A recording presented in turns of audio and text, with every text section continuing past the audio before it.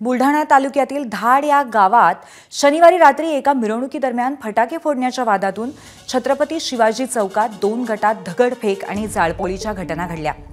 पोलिसांनी हस्तक्षेप करत परिस्थिती नियंत्रणात आणून गावात संचारबंदी लागू केली होती। मात्र गेल्या 24 तासात कोणतीही घटना घडलेली नाहीये, कोणतीही चुकीची घटना घडलेली नाहीये। दरम्यान रात्री उशिरा जिल्ह्याचे खासदार आणि केंद्रीय राज्यमंत्री प्रतापराव जाधव यांनी सुद्धा गावाला भेट दिली। सोबतच गावकरी आणि पोलिसांकडून परिस्थितीचाही अंदाज घेतला।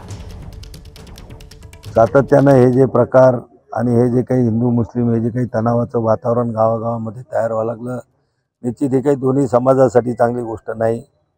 या गोष्टीमध्ये जे काही लोक दोषी असतील, ज्या लोकांनी सुरुवात केली असेल, ज्या लोकांनी काही मुद्दाम म्हणून दुसऱ्या कोणाच्या भावना दुखवायचा प्रयत्न केला असेल, अशा सगळ्या लोकांवर पहिले कडक कारवाई त्या ठिकाणी व्हायला पाहिजेत आणि पुन्हा भविष्यात असे प्रकार जिल्ह्यामध्ये कुठल्याही गावामध्ये घडणार नाहीत याची दक्षता सुद्धा पोलीस प्रशासनाने घेतली पाहिजे।